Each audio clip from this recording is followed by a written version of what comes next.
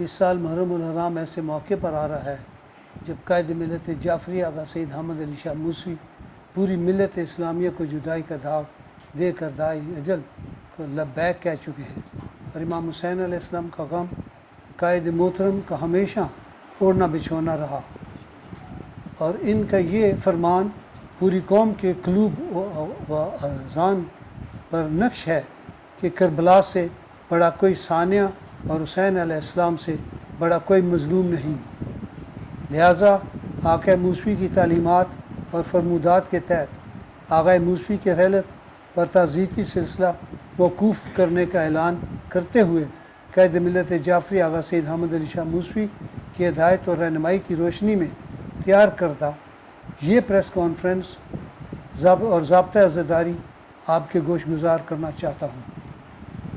صافیان گرامی، آپ بخوبی واقف ہیں کہ محرم الحرام وہ پاکیزہ ترین مہینہ ہے جس میں جدل و جدال اور قتل و قتال کو حرام گردانا گیا ہے، لیکن وصال نبی صلی اللہ علیہ وسلم کے صرف 50 سال بعد بانی شریعت دانائے کل ختم رسول حضرت محمد مصطفیٰ صلی اللہ علیہ وسلم کے پیارے نواسے جگر گوش علی و بطول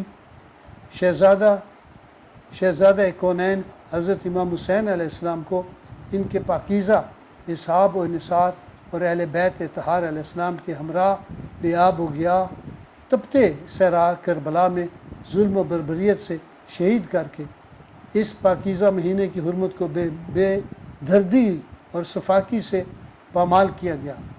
انسانی اقتدار اور تحفظ اسلام کی خاطر نواسۂ رسول صلی اللہ علیہ وسلم اس عظیم قربانی کو کتاب ہدایت قرآن مجید میں ذبح عظیم گردانا گیا۔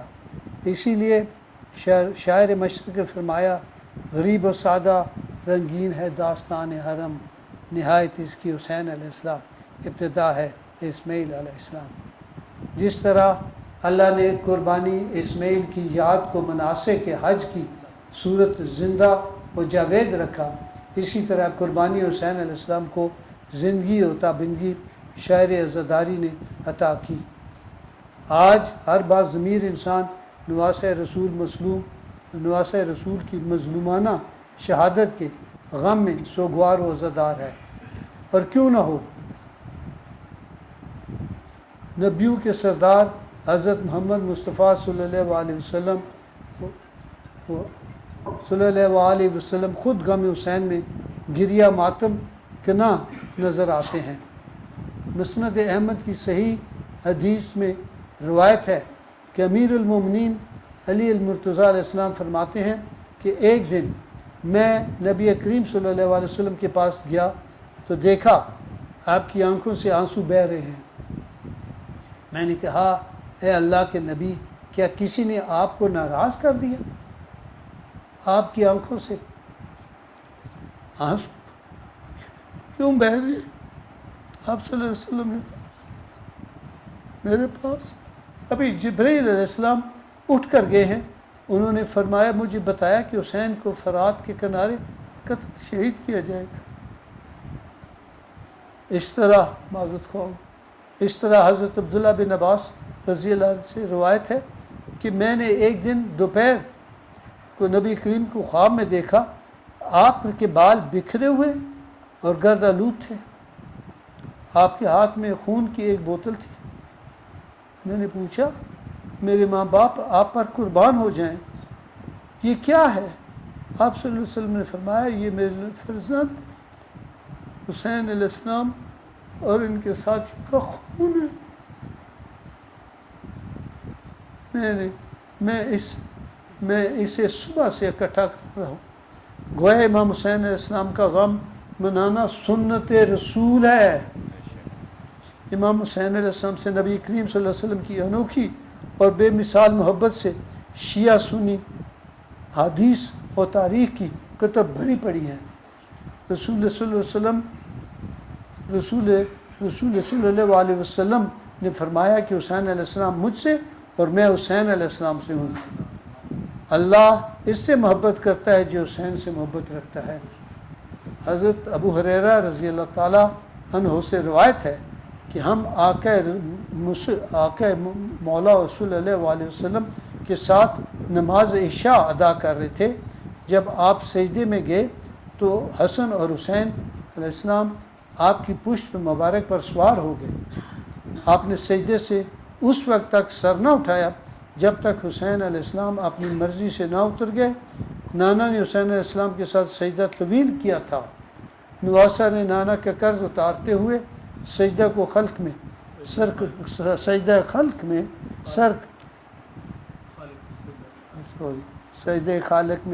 سر کٹا کر سجدے کو معراج عطا کر دی.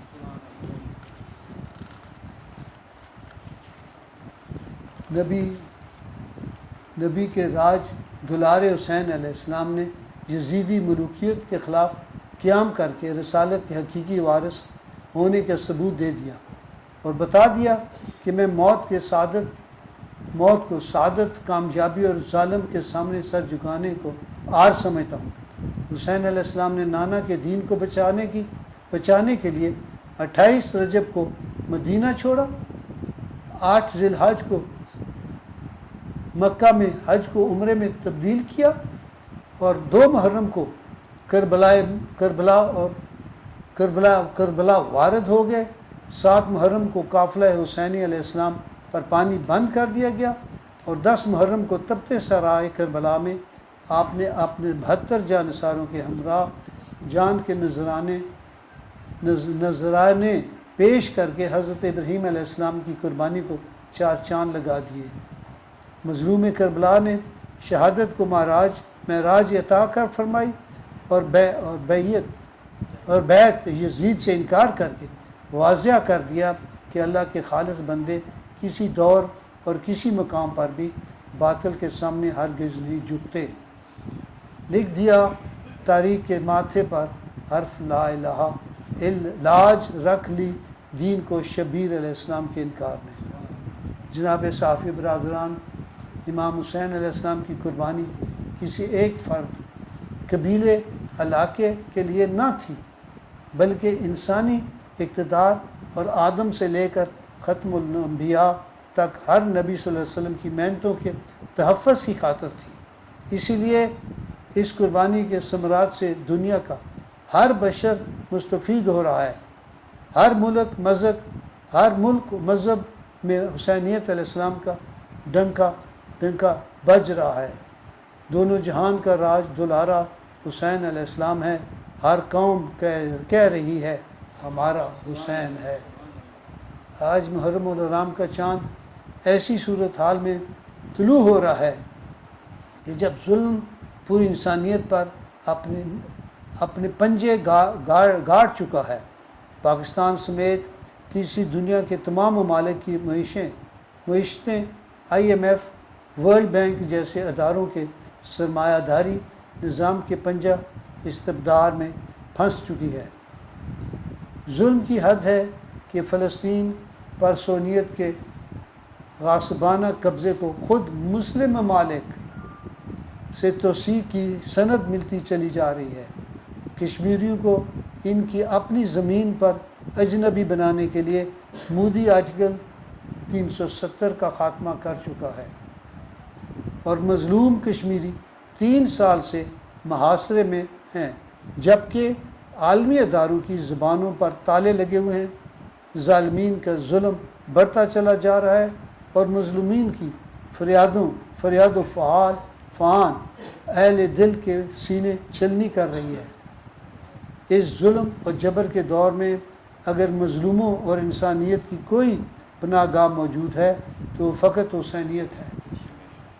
یہی وجہ ہے کہ ہر مظلوم کے لبوں پر لبیک یا حسین علیہ السلام کی صدائیں ہیں اور اس صدا سے ہر ظالم جابر خوف زدہ ہے.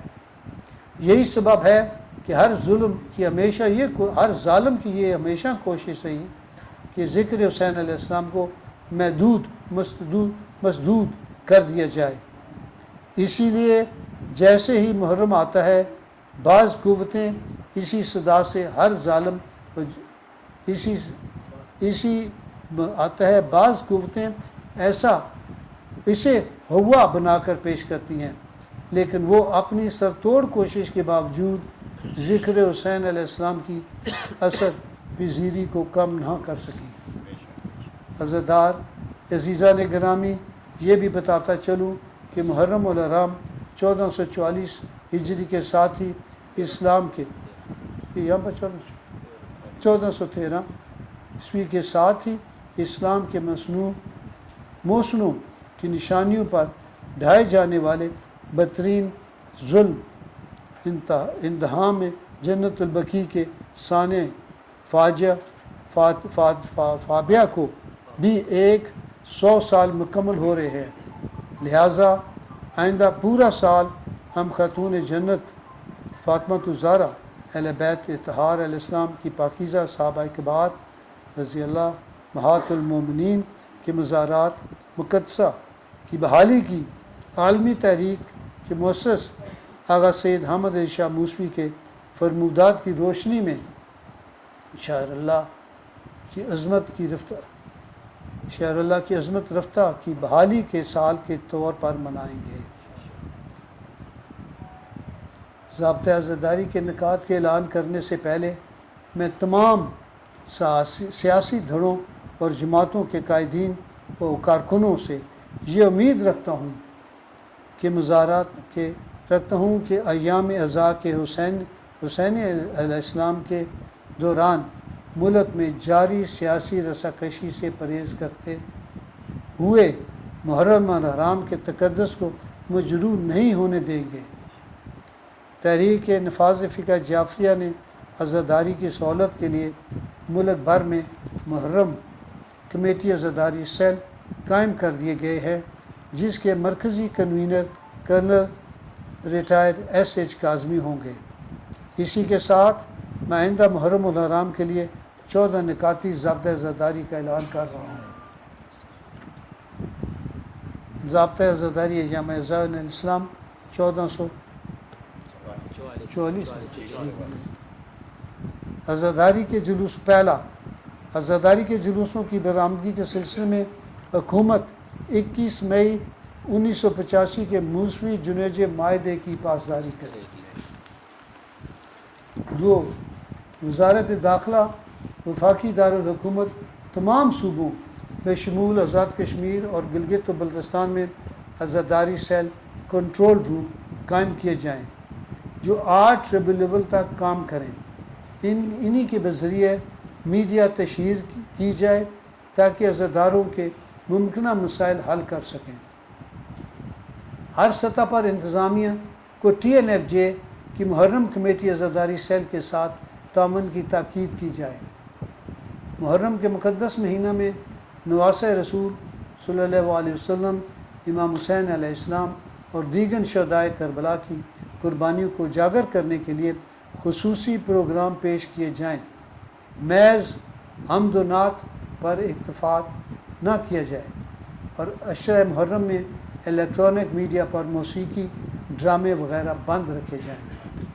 حساس مقامات پر ماتمی جلوسوں اور مجالس اعزاء کے دوران قبل از وقت مؤثر سیکیورٹی انتظامات کیے جائیں۔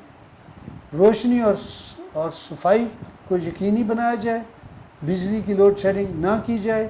نمبر 5، کسی شخص کو قانون ہاتھ میں لینے کی ہرگز اجازت نہ دی جائے۔ انسداد دہشت گردی ایکٹ اور نیشنل ایکشن پلان پر اس کی روح کے مطابق عمل کیا جائے تاکہ پاک فوج کا دہشت گردی کے خلاف آپریشن مکمل کامیابی سے ہمکنار ہو سکے۔ نمبر 6، سیاسی جوڑ توڑ میں کالعدم جماعتوں کا دوبارہ سر اٹھانا اور سودا بازیاں کرنا تشویشناک ہے۔ کالعدم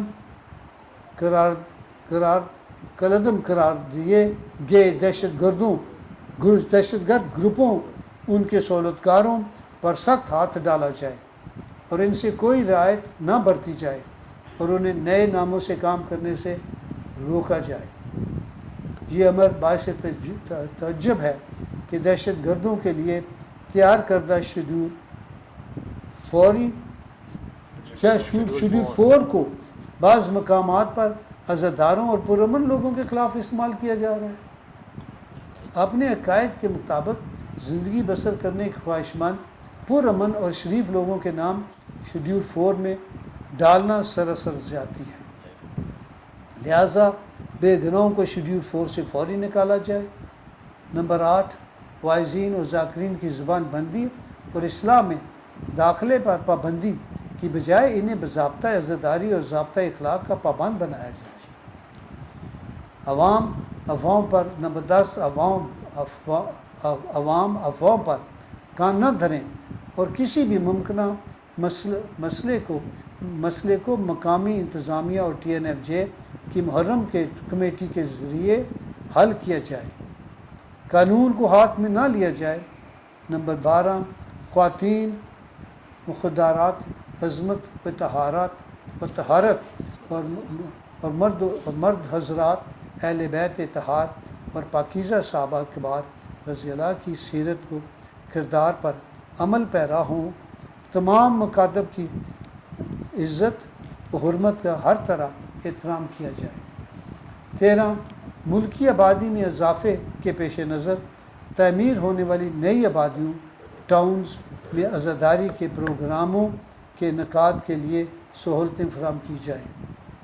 نمبر 14، آخر میں قائد ملت جعفریہ آغا سید حامد علی شاہ موسوی کے اس اعلان کے ضابطۂ عزاداری کا لازمی جز قرار دیتا ہوں کہ عزاداری ہماری شہرگ حیات ہے۔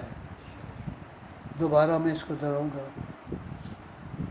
کہ ضابطۂ عزاداری کا لازمی جز قرار دیتا ہوں کہ عزاداری ہماری شہرگ حیات ہے، جو ہمیں جان سے بھی زیادہ عزیز ہے، عزیز ترین ہے۔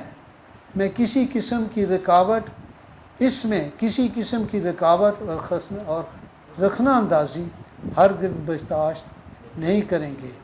ہمیں پکا یقین ہے کہ جب ہوگا سونیزے پہ خورشید قیامت سائے میں سیدہ کے عزادہ رہیں گے۔ اس دعا کے ساتھ آپ سے اجازت چاہتا ہوں کہ پروگرام کے پروردگار عالم اسلام اور وطن عزیز کی حفاظت فرمائے اور سب کا حامی و ناصر ہو، آمین۔ حسینیت زندہ باد، پاکستان بائند آباد۔ والسلام۔ سید شجاعت علی بخاری، سیکرٹری جنرل تحریک نفاذ فقہ جعفریہ، پاکستان۔ بسم اللہ۔ پچھلے دنوں حکومت سے ملاقات ہوئی، وزیر داخلہ اور وزارت داخلہ کس کی ملاقات؟ آپ کے وفد کی ہمارے پاس ملاقات ہوئی، اس حوالے سے ذرا تھوڑا سا بتا دیں کہ آپ نے اپنے کن کاغذات سے آگاہ کیا اور حکومت کی کیا یقین دہانی کرائی؟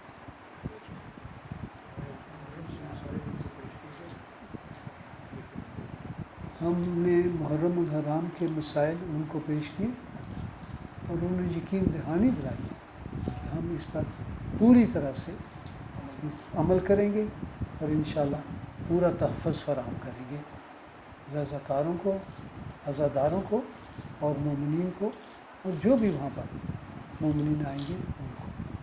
اس وقت یہ بتائیے گا کہ جو آپ نے 14 نکاتی ضابطہ عزاداری پیش کیا ہے، اس حوالے سے جو میں پلیز ایک معذرت میں یہ گزارش کروں گا کہ جو سوال کرنا چاہتے ہیں اس سے پہلے اپنا نام اور جس اخبار سے یا جس ابھی ٹیلی ویژن سے ان کا ہے رابطہ، پلیز اس کا بتاتے شبیر ڈار میرا نام ہے، جیو نیوز۔ جیو نیوز۔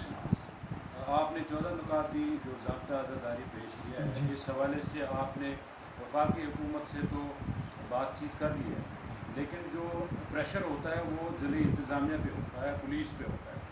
اس حوالے سے لوکل جو پولیس ہے دلی کی، جو انتظامیہ ہے، کیونکہ زیادہ رکھنے اور زیادہ رکاوٹیں ان کی طرف سے ڈالی جاتی ہیں، اس حوالے سے ان کے ساتھ آپ کی کوئی میٹنگس ہوئی ہیں، کوئی طے ہوا ہے کہ کس طرح کون سے روٹس ہوں گے، کہاں پر رکاوٹیں ہوں گی؟ دوسرا یہ بتائیے گا کہ پہلے کر لیں، روٹس ہماری ملاقات نہیں ہے، روٹس تو وہی ہوں گے جو صدیوں سے چلے آ رہے ہیں، اس میں کوئی تبدیلی نہیں ہوگی۔ بسم اللہ۔ دوسرا سوال کیجیے. دوسرا جو خلا پیدا ہو گیا ہے آدھا سال کی ریپلیسمنٹ تو نہیں ہے کیونکہ ان کا قد ان کا کاٹ تو بہت بڑا رہا.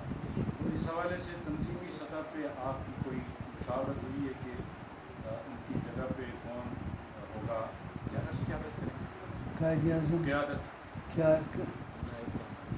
قائد اعظم مرحوم چلے گئے تو جو چیزیں بنتی ہیں وہ بنتی چلی جاتی ہیں. اسی لیے آپ کے سامنے ساری چیزیں آ رہی ہیں اور آتی جائیں گی انشاءاللہ.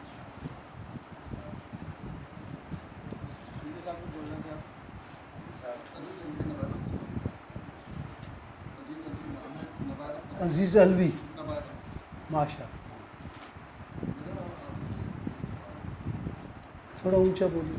میرا آپ سے یہ سوال ہے کہ ہمیشہ ایک ضابطۂ اخلاق ضلع انتظامیہ کی طرف سے بھی آتا ہے یقیناً آپ ڈار صاحب کے بعد تو اس پر عمل درآمد کے لیے اس میں آپ کی آرام کتنے مانے گئے ہیں رکاوٹ ہے تو کیا ہے اس پر میں تو نہیں سمجھتا انہوں نے کوئی رکاوٹ کے متعلق کہا ہے.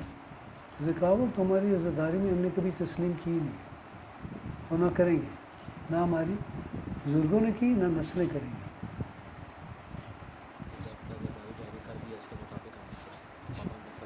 ہم صرف اور صرف پابند ہیں یہ جو 14 نکاتی ضابطہ عزاداری دیا گیا اس پر عمل کریں گے انشاءاللہ. کوآرڈینیشن سے آپ کا جو ہے پولیس کا ضلع انتظامیہ کا اور آپ کا اس کے لیے جو ہے کیا انتظامات ہیں؟ جو ہماری کمیٹی بنی ہے جو ان سے ملتی ہے. وہ تو ڈیفینیٹ ہر سال بنتی ہے لیکن اس مرتبہ چونکہ انتظامیہ بھی چینج ہوئی ہے افسران بھی چینج ہوئی ہیں تو اس حوالے کمیٹی ہماری تقریباً وہی کام کر رہی وہی. ہے. اللہ ان کی بھی زندگی دراز فرمائے جو افسران ہیں اور ہماری کمیٹی کی بھی.